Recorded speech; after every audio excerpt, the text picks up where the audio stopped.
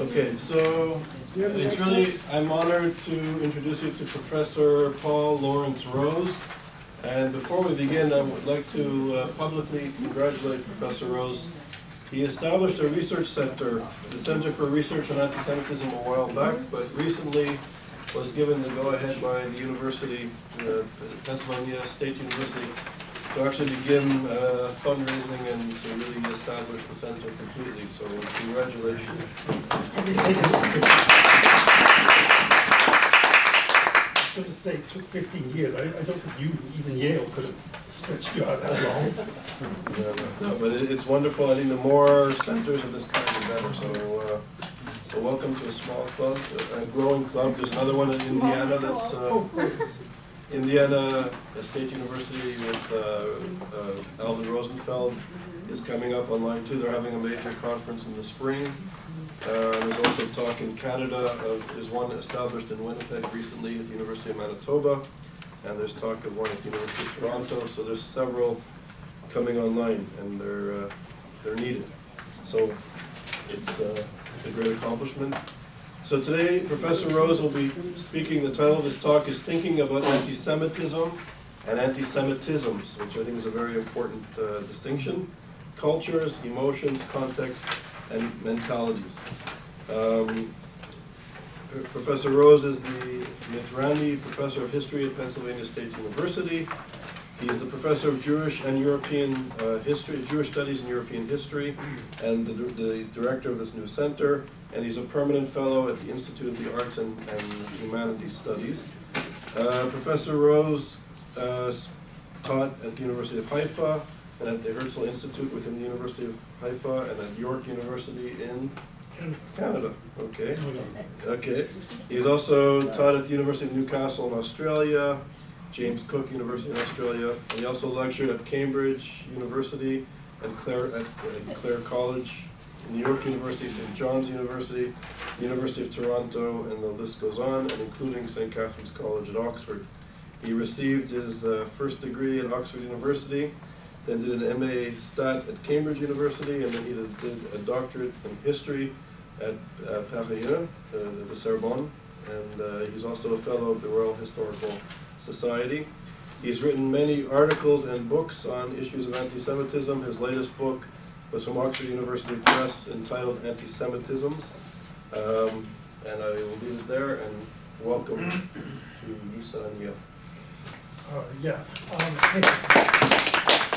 Well, it's a pleasure to be here at this, probably the leading center of anti-Semitism studies in America, I think, in North America, including Canada, as you know.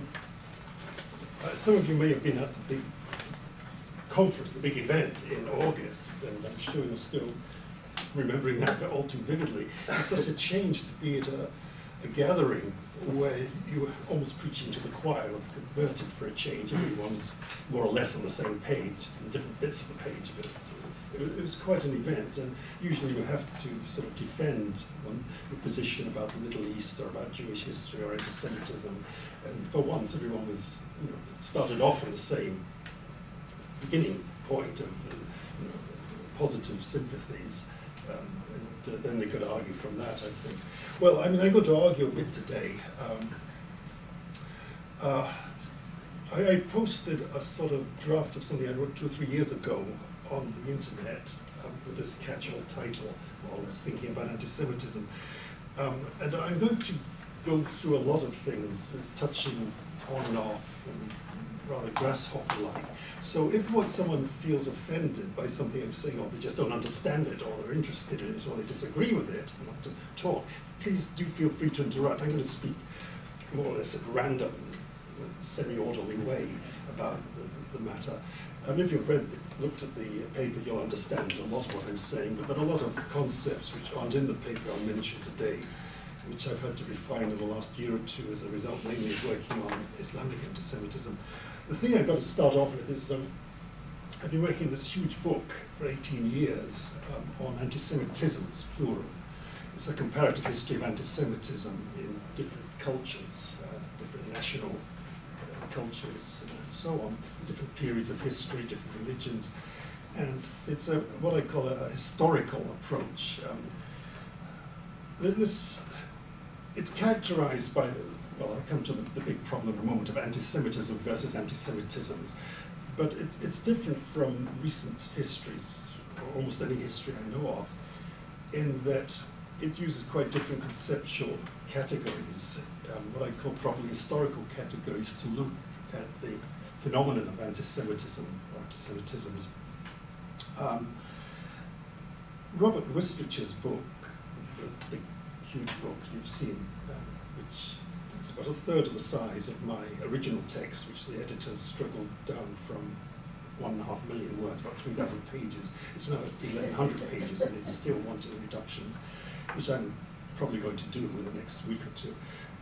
But Robert's book, I mean, I think it fulfills an excellent purpose. It's very political. The implications are spelt out a little too obviously at times, perhaps. But better that than the reverse, which is often the case with other people. The main problem is it's what I call an analytical or a descriptive or narrative history, like so many histories of anti-Semitism. It doesn't really get beneath the surface into much deeper problems. I mean, for instance, why is someone anti-Semitic? Why is a given culture anti-Semitic? If you can concede that for a moment, that generality about cultures and anti-Semitic characterizations or essentials, which is an out-of-fashion term nowadays. For instance, what is hatred? I mean, everyone keeps on talking about hatred of the Jews and all this sort of stuff. Every history has got it, every article's got it. But I mean, if you just think about it for a moment, it's hopeless as a category because all the authors fail to break it down, nearly all the authors, I should say, fail to break hatred down into its constituent emotions. There's a whole range of emotions that we describe as hatred. What really is hatred? Is it someone who's foaming at the mouth and out to kill the nearest Jew on the street? Is it someone who's a very quiet dislike of Jews but intense dislike? Is it a casual dislike? I mean, you have to break it down into emotions rather than just blanket terms like Jew hatred, and using the German term Judenhass, where you get the English usage of hatred of the Jews, or in Hebrew, Sinat Israel, hatred of Israel, an allusion to Jacob in the Bible, that Esau's jealousy of Jacob, well-deserved jealousy, one might say. It's a tricky core subject. So there are all kinds of problems that, I mean, such histories as Roberts or Anthony Julius, whom I greatly admire, just do not deal with. And Julius comes close to it because he has to in looking at the quality of sensibility, the feeling in Eliot when he uses these anti-Semitic metaphors, which are quite extraordinary. I mean, Eliot has decided to use the most repulsive evocations, resonances he can dig up in literature, and those happen to be anti-Semitic ones. So that's the real reason. It's not because he's a wild hater of Jews that he uses those images in the anti-Semitic poems of the 1920s, I think. I mean, he's anti-Semitic, yes, but he's not radically anti-Semitic as the images might suggest to you. But if Hitler was saying that, then you could say, yes, this is Hitler's typical radical anti-Semitism that's coming out in the images. But with Eliot, one has a different range of problems, I think. And again, you have to look at the emotional life of Eliot himself, this realm of sensibility. I use this word sensibility and mentality all the time to get the personality, which is, for me, is crucial, as well as the culture. The personality is situated. So that's my general objection. What I've tried to do in this book is, why it's taken so long, is I've had to go through every culture from scratch, historical culture, including some of my non-expert areas, and become virtually an expert in every one of them to the level of scholarship, of full-scale excerpts, and that takes a while. I mean, the Islamic stuff it's taken me the last year and a half to understand. I used to think I only put it in because the editor wanted something on Islamic anti-Semitism, and I thought I'd do that in 2 weeks out of Bernard Lewis and these other books, and of course the wonderful compilation of Andrew Boston, which is excellent as a resource. But the problem, for instance, with Andrew Boston's book is that it doesn't have a historical sense of context at all. I mean, it's like biblical fundamentalism. You can pull out any quote you want and use it to prove things. I'm very sensitive to this critique myself, because when I work on Wagner, that's what's thrown at me. But I'm very alert to the context in Wagner. I'm only going to understand any word uttered by Wagner or any musical note in the general context of his whole thought and feeling, his personality, not in culture, background, not just, as a quotation, the only thing the Jew has to learn to do is die. I mean, that's a big problem. What does die mean? Some people say, oh, it just means physically die. Other people say, no, it's a spiritual transformation. You get the same thing with jihad, for instance, in a different culture. I mean, is jihad a spiritual endeavor, or is it a hard edge of a sword enterprise? And you have to understand the emotions behind the utterance of jihad, a particular person, the culture, in order to say what it really means. You can't just quote it to say the Arabs are all in favor of murdering the Jews for jihad. It's much more complicated than that. I'm speaking now as a historian. And historians nowadays, the sacred thing is context, not just amassing of quotations, which all seem to say the same thing, whereas according to the context, they may have quite different meanings. And people who work in Jewish studies understand this very well, biblical studies. I mean, you can't just quote the Torah, the books of Moses, as a principle, as Christians might think we can do. It's a different culture. Christian fundamentalism and Jewish fundamentalism is quite different. The text only has a meaning that has to be pulled out from its interpretation, context, and rabbinical history, the Talmud, and so on. So, the commandment to exterminate the Canaanites, you can't say that as a commandment as the anti-Semites do now, to exterminate the Palestinians, or something like this. They say this is the way the Jews think, that we're to exterminate us. Whereas, in rabbinical context, the meaning is clearly the Canaanites have gone, so the commandment to exterminate has lapsed. It doesn't have any validity anymore if you take it in a rabbinical context. As you can see, I'm darting around here with various ideas, and for me they're all connected. It's a web, a continuum of ideas, and you can start at any part of the web and find your way around it. You don't have to start with, say, a pure ideological history of anti-Semitism, where you just, as in, say, Robert's book, you describe what an anti-Semite says about the Jews, you sort of paraphrase it into understandable English, and then you may point out the fallacy involved, and that's it, or the nastiness of it.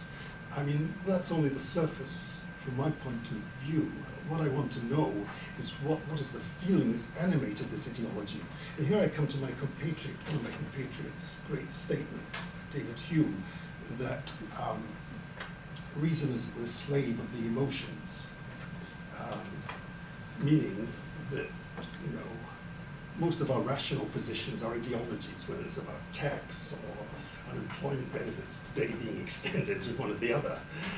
Those look like rational debates, but they're not really. They're really positions taken and rationalized from an emotional starting point, an emotional instinct, a drive. And I think Freud talked about people being either irrational conservatives or irrational liberals. It's a Gilbert and Sullivan song about are you born a little conservative or a little liberal or something, I remember. So we've got this to look at. This is the role of the emotions, and that's what I've dealt with in the book.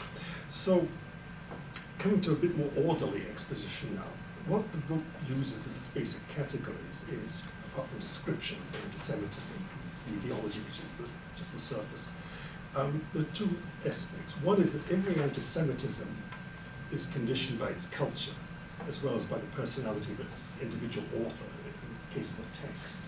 You can only understand a Hitler statement in the context of Austro-German culture, plus Hitler's own attitudes and personality. Otherwise, if you just use it, as some historians do, as an objective text statement, it's liable to be very much misunderstood and often underrated in the intensity of its hatred, I think.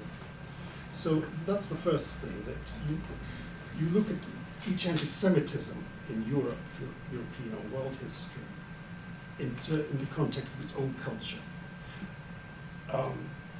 The second thing I've used are emotions themselves, looking at the personality, analyzing the exact nature of the hatred, whether it's resentment, social panic, there's a whole jealousy, envy, paranoia.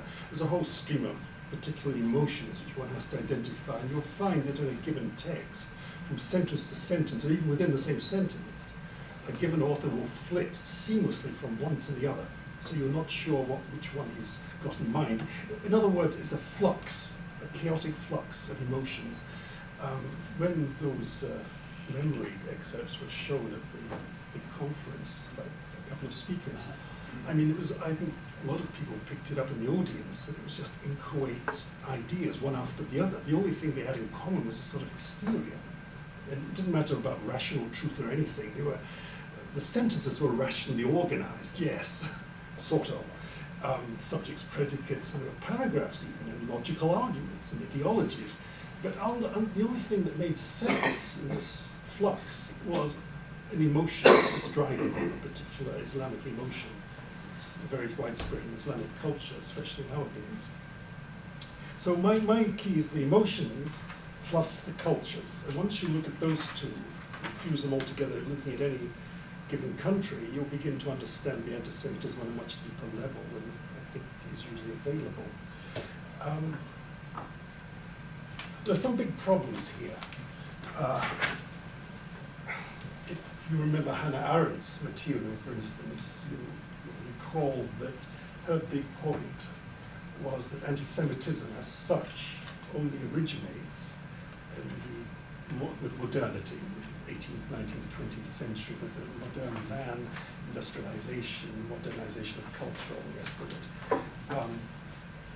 Her concept was anything before that, before anti-Semitism, which led to the Holocaust, anything before that was really sort of anti-Judaism. It wasn't really worthy of the title of anti-Semitism. This is a very common attitude nowadays. But again, I think it's very fallacious. She reserved her utmost scorn, if you recall, for the term eternal anti-Semitism. She laughed at it in her books, constantly and mocked it. And eternal anti-Semitism was a term used by Jewish historians who said, look, the Goyim, non-Jews, always hate us.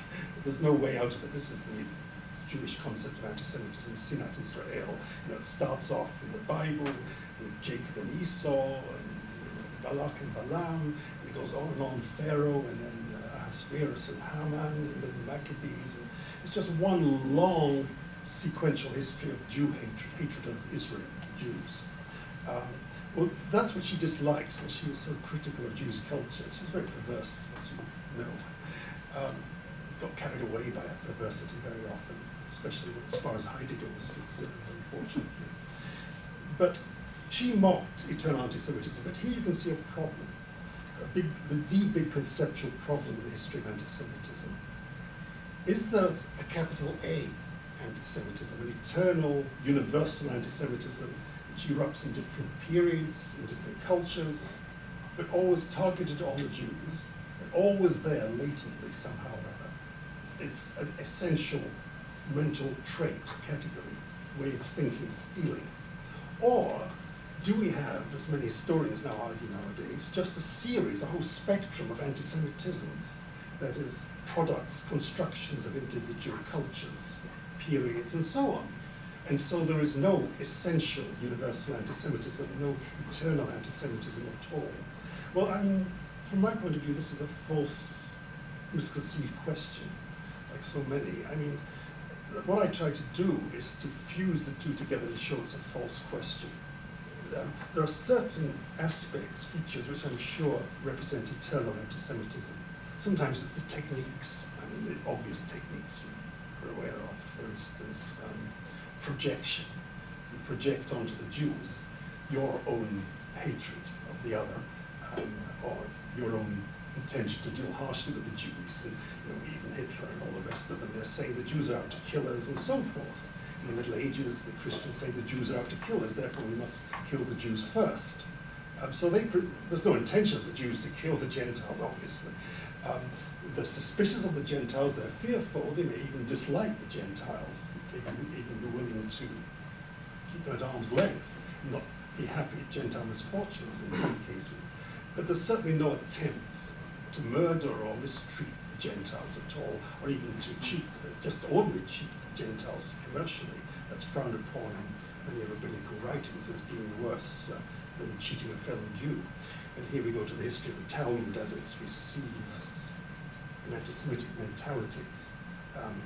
Right to the present day, I could pull out things. I mean, even the Protocols of Zion is a secularized version of the old anti-Talmud anti-Semitic arguments, namely that the Jews have a conspiracy to dominate the non-Jews, that they're able to cheat, they're able to murder the Jews, and it's the Talmudic quotations are either pulled out of context, sometimes they're rebutted in the Talmud itself, or sometimes they're just outright falsified. Hitler's earliest publication in 1924, a sort of publication, his dialogue with Eckhart, rages on and on about the Talmud, and you find it constantly coming through right to the present moment, even in the Islamic material. I've been doing a book on this for many years, in tandem with the big Antisemitisms book. I was struck how the two things merged together, the whole history of anti-Semitism and the anti-Talmud fervor. You get it in Luther. I mean, it goes on and on about the Talmud and the mistreatment of Gentiles by Jews legitimized by the Talmud and so on. That's a purely emotional suspicion of the other, of course. So again, one must analyze it not so much in intellectual terms, but in emotional, psychological terms. Some of what I'm saying might ring a bell. You might say, what about Adorno's authoritarian personality? And that is one wonderful treatment of anti-Semitism from the point of view of a history of the emotions. It really is a masterpiece. But being a sociologist, I'm apologizing to sociologists here, it's one-dimensional, it's too static, I think. There's not a sense of historical development and context, but it's a wonderful collection of case histories of emotions. I mean, the only thing that links all these case histories is the pure emotionality of the individual, whether you call it paranoia, resentment, or hysteria, panic, whatever you want to call it. Sometimes envy, greed, distrust, authoritarianism, and all these emotional qualities that you find in the Adorno authoritarian personality. It's a wonderful book, and I've exploited it to the fullest. Not the individual cases, but the personalities, types that you find there. Again, you find it described in a way, this emotional approach, in Sartre. As you remember, in Antisemite and Jew, Sartre, it has its problems, the book, but he has a wonderful portrait of the typical anti-Semite, you might remember, as a person of raging emotion and paranoia and inferiority. And so does Nietzsche, come to think of it, but not as well worked out as Sartre. But of course, Sartre is actually talking about Céline, the novelist. It was a classic case of the hysterical anti-Semite, where the emotions all brought up right to the surface, without any camouflage, any rationalization. It doesn't rationalize the Jews are trying to drag us into a war, so we must exterminate them first. It does rationalize it, Céline, to that extent. But I think Sartre grasped the emotion, but he never pursued it systematically, of course. It was just a in passing jibe, I think, at Céline. Well, having talked about too much theory, let me get something a bit more concrete. Look at Voltaire to illustrate something. Voltaire's a very complicated individual. He's got personality. He's not going to yield all his secrets to anyone. I mean, he covers up his tracks too well. He contradicts himself. He uses all these typical resorts of intricate personality. This is this famous letter replying to a Portuguese Amsterdam Jew, a admirer of his, who complained about his usual writing about the Jews. And of course, when Voltaire talks about the Jews, he loses all rationalization ability. He accuses the Jews of sodomy with animals, of murdering hordes, unheard of hordes of people more than any other race on earth, carrying out human sacrifice, women having intercourse with goats. I mean, all this, these are absolutely insane charges. And if anyone else had uttered them, Voltaire would have ripped them to pieces, as the example of infamy and so forth. But he's unembarrassed himself to keep on and on. He cannot stop himself. It's quite clear if you read Voltaire, the originals. He just cannot stop. The style runs away with him. Well, this is this letter of apology. The lines you complain of are violent and unjust. There are among you enlightened men worthy of respect. I was wrong to attribute to a whole nation the vices of some individuals. Well, that's the sane, rational voice of reason Voltaire that we all know and admire and enjoy. But then, look, there's no break. Immediately, he says, there comes the hammer, the emotional hammer.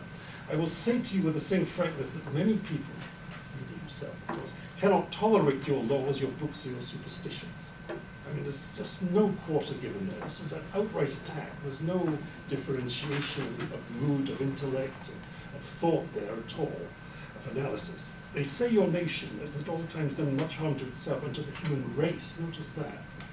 The whole human race here is being attacked by the Jews.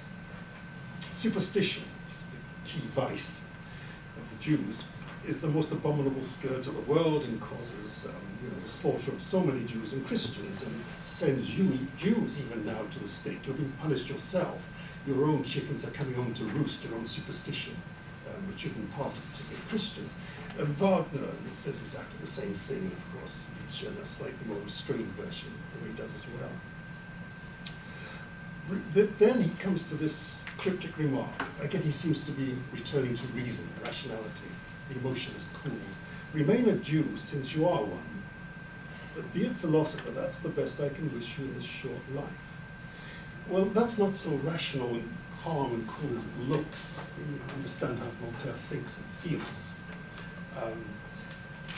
To be a philosopher means to destroy Jewish identity. I mean, there's nothing, if you become a philosopher, there's nothing left to remaining a Jew. Yes, you remain a Jew, keep a Jewish name, perhaps even describe yourself as Jew by religion or descent. But this is not Jewish identity in any real sense of the word that's left once you become a philosopher, according to Voltaire's lights.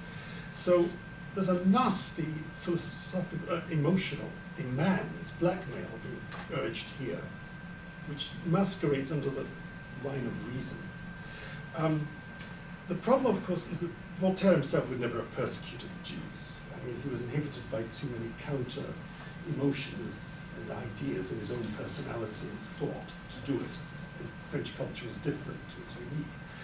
And there was a great deal of protest within France, even within the Catholic Church, to his anti-Semitic remarks, as well as among fellow philosophers like Diderot, who's just said, you're going too far, a bit of distrust or dislike of the Jews is okay, but this is wild. That's Diderot telling him off. But the problem arises when it is translated into German culture. And these anti-Semitic remarks, and lots of others of Voltaire, enjoy a tremendous popularity in Germany in the late 18th, 19th century, right up to Hitler. Everyone knows them who's educated, or not even educated. Goethe quotes them, everyone, all the serious people know them. Fichte, this is one of the key texts of modern anti-Semitic mentality, especially in Germany. And it's published in 1793. Fichte, as you know, is a highly rational, idealist philosopher, technically speaking. And he's regarded as a bit of a revolutionary radical in the 1790s, and he's the man who, when trying to popularize the writings of his mentor, Kant, enraged Kant to such an extent that Kant said, God save me from my friends. And I'll take care of my enemies by myself. So he's a bit of a loose cannon, but he's a colossal influence. Of course, later on, he's the spokesman for the German liberation movement against the Napoleonic occupation of Germany and so on, the addresses to the German nation, which do not mention Jews at all in the addresses, 1806. But the Jewish element is always there. It's always underneath the text, just as it is in a Hitler speech, which may not mention Jews, but Jews are the hidden presence there. They have to be there. They're logically entailed because of what is being said in a positive way. The Jews are the negative side of it. This is an amazing thing. It's a 400-page book. And suddenly, in the middle of it, absolutely nowhere, there comes this. I numbered the sentences to make it easy. Just look at this. A powerful, hostilely disposed nation is infiltrating almost every country in Europe. This nation is in a state of perpetual war with all these countries. Now, if someone off the street who's a lunatic anti-Semite says this, you wouldn't be surprised. But this is a rational philosopher, an educated man of the first rank saying it. And he has no inhibitions, no miscompunctions about this idiotic statement. I mean, anyone, even an anti-Semite, a reasonable anti-Semite, could see for a moment that, you know, this is just rubbish. It's not a threat to this extent. This is wild emotion speaking. It's paranoia. So what looks like a rational statement is, in fact, deeply emotional, pure emotion. The Jewish nation is so dreadful, not because it's isolated and close-knit, rather because it's founded on the hatred of humanity, mankind, Menschheit, I think is the word he uses. I use humanity, they're interchangeable in the vocabulary of German culture in this period. Well, you'll recognize, of course, this is an old theme. It's an old cultural theme going back to Tacitus. The Jews separate themselves from us by food and customs and habits, and they are animated by the hatred of all humanity. It's humani generis, human race in Tacitus. And everyone knows that. And it's quoted here, obviously being cited. But the problem is, and it's also present in Tacitus, but not to the same emotional intensity. The problem is this is, you know, a radical statement. If you say that, as many of the textbooks say, that, you know, anti-Semitism originates with Christianity, a demonic concept, the emotional concept of humanizing the Jews is a Christian invention. Well, all you have to do is point out the Tacitus attitude to the Jews and lots of other Hellenistic comments on the Jews, which are quite hysterical, not to mention the Alexandrian pogrom, which is uncannily described like a modern Russian pogrom in the AD 40s. It's an astonishing, you can give this to a student and say, where does this description of the Alexandrian pogrom come from? And they'll say it's Russia, 1890s, 1905, 1906. And that's an aspect, again, of eternal anti-Semitism. You get this recurrence of techniques, whether they're ideas or whether they're measures or ways of dealing with the Jews, the actual technical measures, the physical measures. But here, it's quite intense. What does it to say? Your people, your religion, hates the rest of the human race. I mean, we're so used to seeing this. Water off our backs, isn't it? I mean, don't pay any attention to it. You think for a moment, I mean, it really is a monstrous allegation. Crucifying Jesus and all the which is a much more intense thing because they are the enemy of God as well as the enemy of all the human beings in the Christian concept. But it's a matter of degree, I think, not of kind. It's really an incredibly nasty, vile, emotional-driven statement. And then he explains it condemned itself and is condemned to petty trade and so forth. And then he goes on to say the Jews, well, let's read it. The Jewish nation, this is all sentimental, quabbling around the place. It's really disgustingly funny, actually. Number 4, the Jewish nation excluded itself from our meals, festive toasts, sweet heart-to-heart exchanges of happiness by the most binding element of humanity, religion. It separates itself from all others in its duties and rights from here until eternity. The Jews can never change. So we don't need a biological explanation of immutable Jewish nasty character. Just the Jews create their own nasty character for eternity. This is what I call proto-racism. We don't have the full biological stuff until the 1860s, 1870s, of course. But then immediately, after this, what you could call rational, or comparatively rational statement, justification for anti-Semitism, he says, look at the tone. One would expect something different from such a people than what we see. Namely, that in a state where the absolute monarch may not take away, confiscate my ancestral dwelling, where I retain my rights before the all-powerful royal ministers, the first Jew whom it so pleases pillages that which is mine and goes unpunished. You see all this, it cannot be denied. I mean, this is not a reasonable argument. I mean, especially for an academic philosopher. It's wild, it's ungoverned, it's pure passion coming out here. There's no pretense of trying to rein it in any longer. He simply cannot help himself. This is not intellectual discussion at all. And anyone who thought for a moment at that time, any acquaintance of his would have said, look, of course it's rubbish. You know, of course the Jews are not able to pillage me in the street or pillage me from my house or whatever. It's a wild emotional charge. And then he says, number 6, you know, those of you who want to emancipate the Jews, doesn't it occur to you that the Jews are citizens of a state more secure and powerful than any of yours? In other words, it's the Jewish international conspiracy in a state within a state, and so on. So these are old established ideas. A state within a state is an old slogan that dates back actually to the 16th century French wars of religion, where the Protestants were called a state within a state by the Catholic regime, but here it's applied to the Jews. So it's an old concept on an ideological level, but what is striking is the fact that the bogey of the Jewish international state, which is more powerful than any European state, is obsessing him. It's purely emotional. Then there's this wonderful footnote. What time is it? I don't want to go on. I'll try to wind it up within a couple of minutes. Let the poisonous air of intolerance stay as far from these pages as it is from my heart. This is the usual affectation of humanity and brotherhood and so on, and pure humanity in German. He who overcomes the difficult, insurmountable barriers which lie before him, the Jew, and attains a love of justice, humanity, and truth, that Jew is a hero and a saint. I don't know whether such Jews existed ever or exist today, I believe, when I meet such Jews. Well, it's charming, isn't it? I mean, it's very debonair and it's elegant. But I mean, it's again a monstrous statement, absolutely monstrous. He's saying the Jews are not full human beings.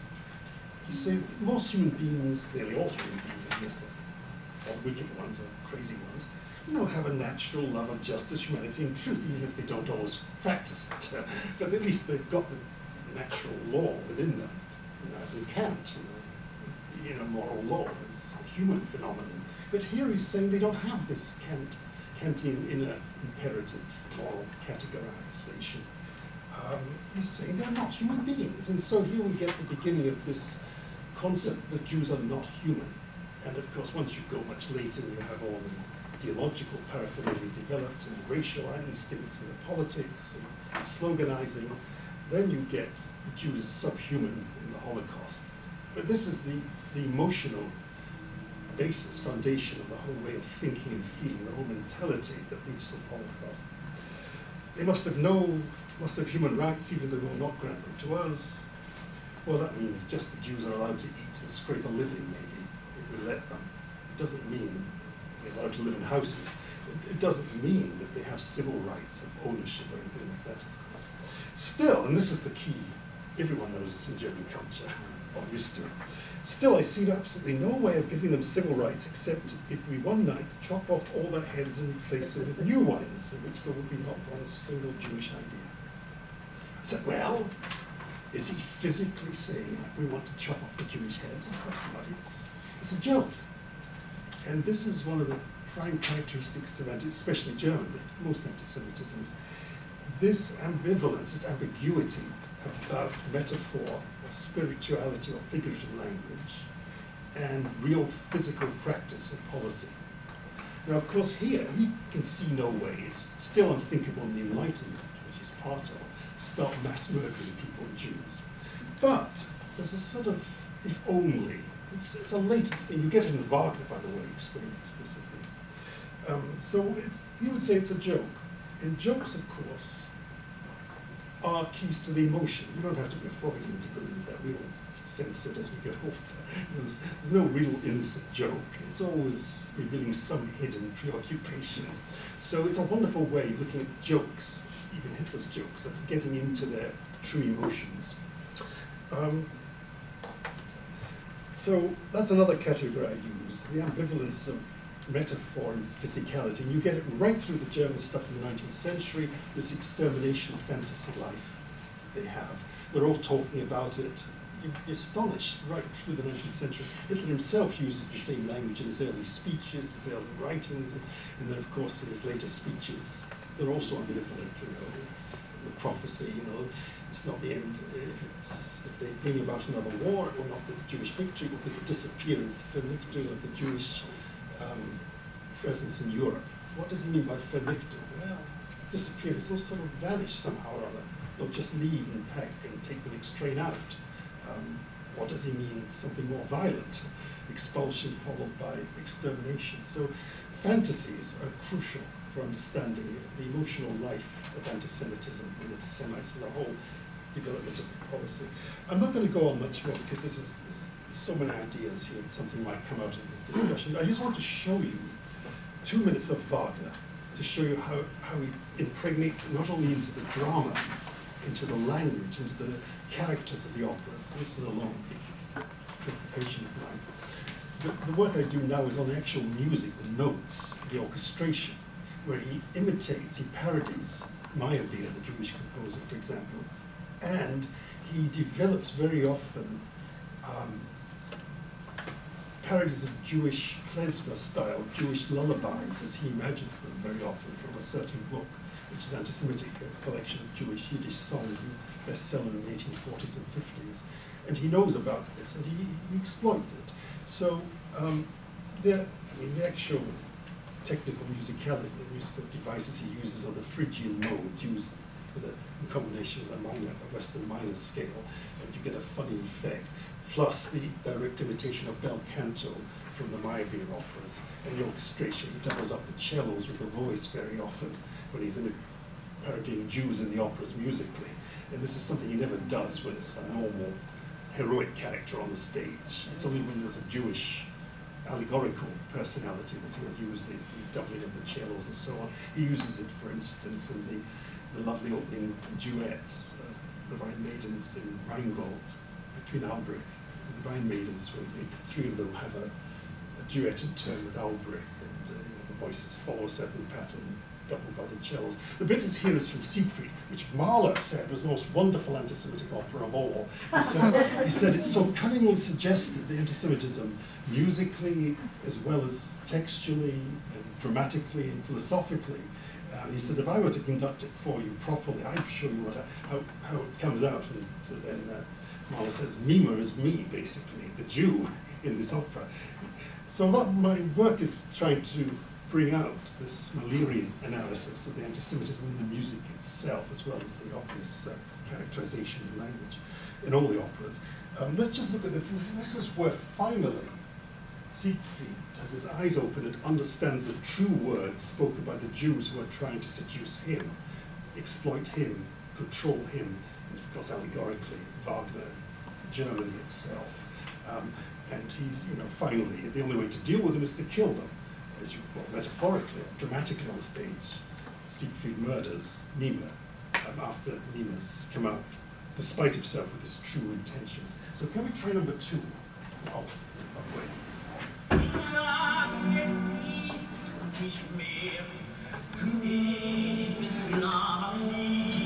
The orchestration is Meyerbeer.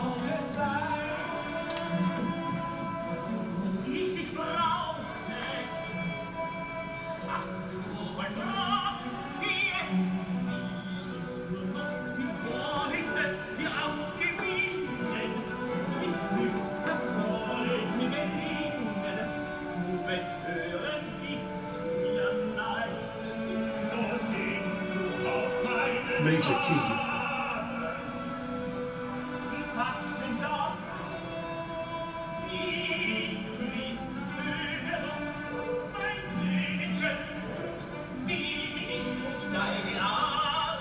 You and your tie-dye hate.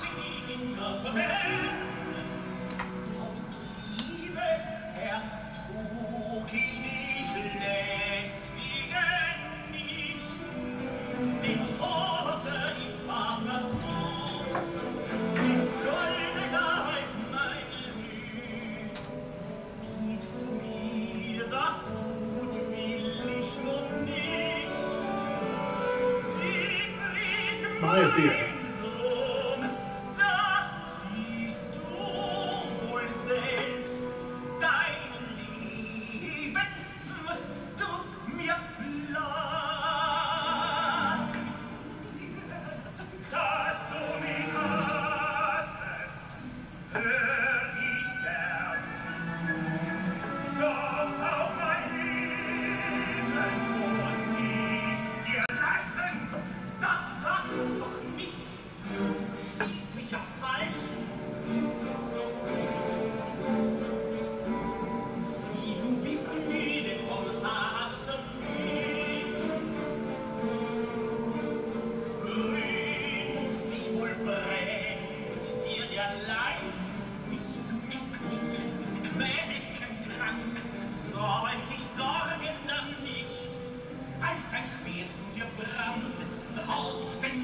he's in a Phrygian mode now. Klezmer stuff. You don't actually see the murder. But you can see how dense it is. See, Wagner could never resist showing off. This is just 30 seconds. I repeat it. When he says, "You and all your kind I hate," meaning the Germans.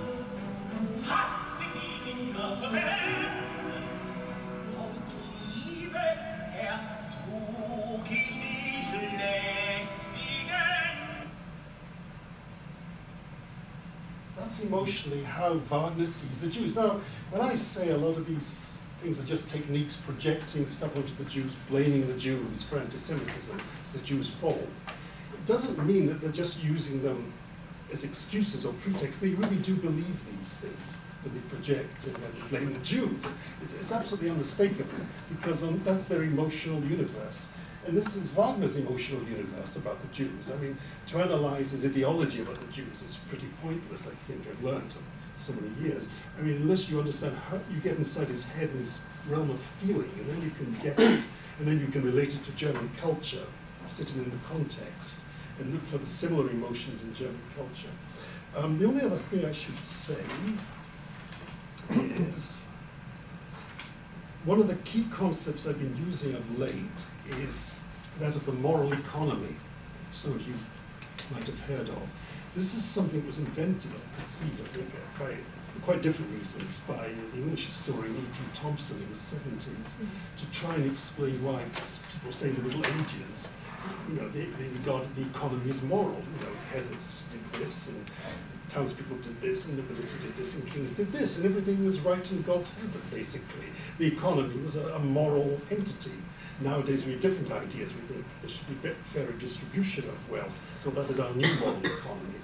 But if you look at Eastern Europe in particular, in the late 19th pogrom period, forget in Germany, in the 20th century, you'll see that the moral economy goes a lot of a distance, and some people have done this already, in pogroms, to explaining the mass murders of Jews and the collusion by various East European populations with the Germans during the Holocaust, or even before the Holocaust in 1918 to 1922 or so. You know, this is a very intense situation you get in Eastern Europe of ethnic massacres.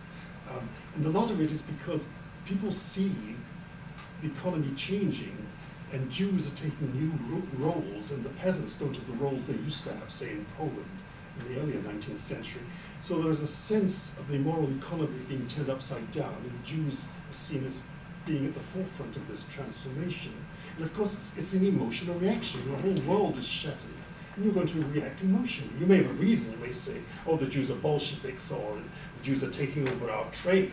That's the rational description, excuse, pretext, or analysis. But of course, what's driving that? Because really what drives all these things is the emotion. Thus, when you decide to be reasonable, to take a reasonable analysis of some phenomenon or other, you could say that's being reasonable.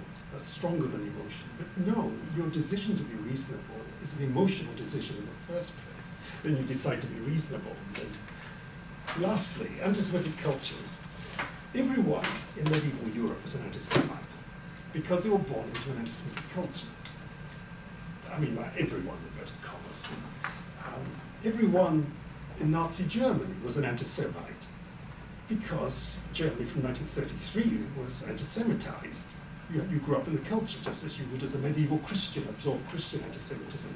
Now, if you don't have the personality, the emotional profile that goes along with this, eventually you'll become skeptical, you'll grow out of it, you may reject it in the first place.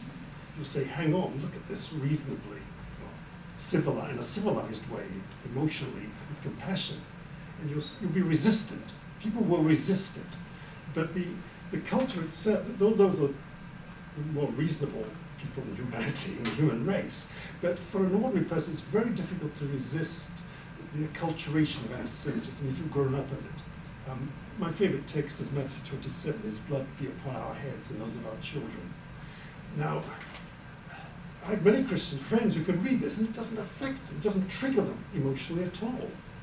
They think it's a metaphor. Well, even Now, Gibson thought it was a spiritual statement. It's half genuine, I think. It's a strange case. But you can show to someone, to a Japanese who's never known a Christian idea, and instantly, perhaps that particular Japanese will be transformed emotionally into an anti-Semite. It triggers the profile right away. So we're dealing with human types, individualities, and not entirely with cultures. People can be resistant to a culture. And that's the best prospect, I think, for the initiatives of preoccupation with Islamic anti-Semitism, which is now